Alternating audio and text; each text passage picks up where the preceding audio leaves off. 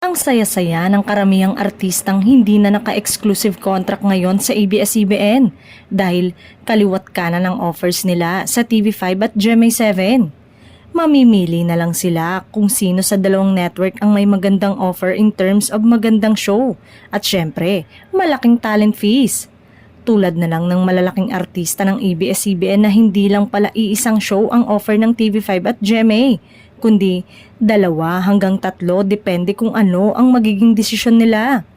Sa TV lang naman pwedeng lumabas sa mga artistang walang kontrata sa DOS dahil sa pelikula ay may kontrata pa sila sa Star Cinema.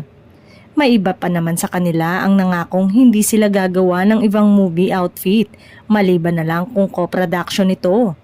Samantala, nahihirapang mag-decide ang sikat na aktor at aktres sa offer ng TV5 at ng iba pang producer dahil pawang magaganda. Hindi lang nabanggit kung ilang araw, linggo o buwan ang ibinigay sa kanila ng producer para sumagot. Samantala, sa mga malalaking artista ng ABS-CBN na nasa TV5 ngayon at may kanya-kanyang proyekto. Sa pakiwari ay talaga namang malaki ang naitulong ng mga programa ng kapamilya sa TV5.